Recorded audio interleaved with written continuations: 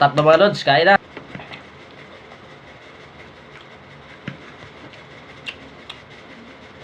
Ampalaya. Okay mga lods, luto tayo ng masustansyang ulam. So, luto tayo ng ng pakbit mga lods. Wala nang halong karne. Tigil muna tayo sa karne. Meron tayo ditong bagoong na alamang. Halagang 20 pesos. Tapos may gulay tayo halagang 50 pesos. At ito yung mga sahog natin mga lods. Luto tayo. Unahin nating isahin yung ating bagoong. Siyempre, bagoong muna.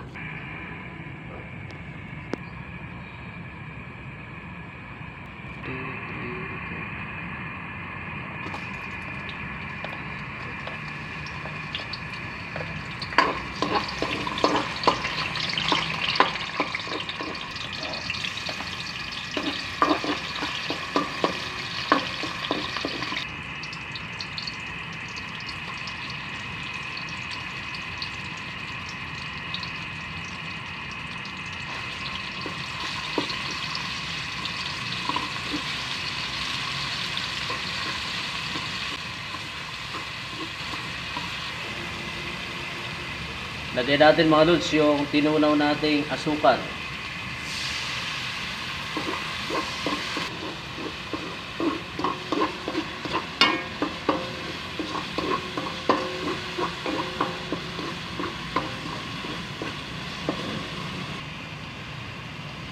So okay na yung bagoong mga lods. Lagay na natin yung mga sari-saring gulay. Yan. Overload.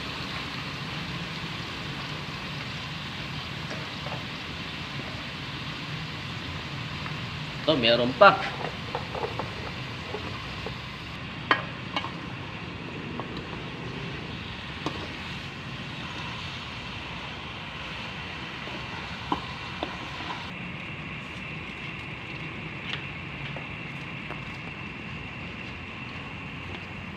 Kunting salang na lang to, tapos halo-halo.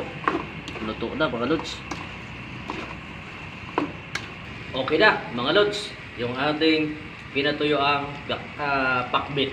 So, ready to eat na. Kain na tayo, mga lods. Spray!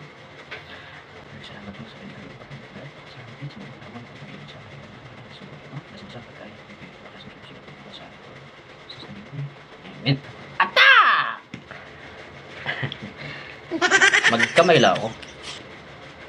Mas masarap magkain kapag nakakamay lang.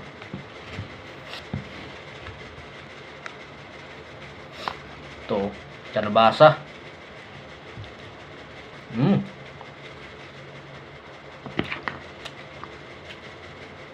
Talong.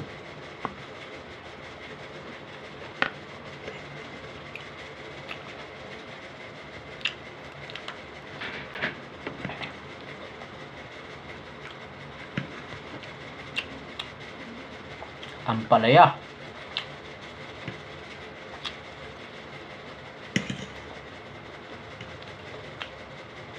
Mura lang mga lods yung nabili naming sari-sari na gulay.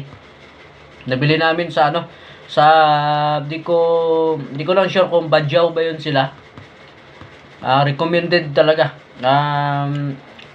Sabihin ko sa inyo na mas mainam doon kayo bibili sa mga diyan sa old public market sa San Jose. Bago kayo makapasok sa loob ng palengke, madaanan nyo sila, tapos may mga naka-display na gulay. Mas marami yung binta nilang gulay. O ganito, gaya nito, sari-sari na gulay. 2 balot, 50 pesos lang. So, ang dami na. Kita nyo naman, 50 pesos lang yun yung kanina. Pag binili mo sa loob ng palengke, konti lang mga lods.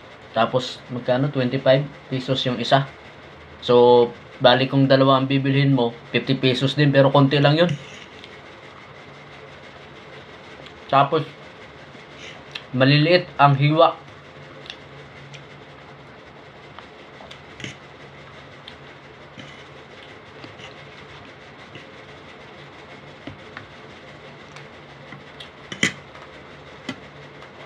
Pag ganito yung ulam mo, talagang napaparami ka ng kain eh.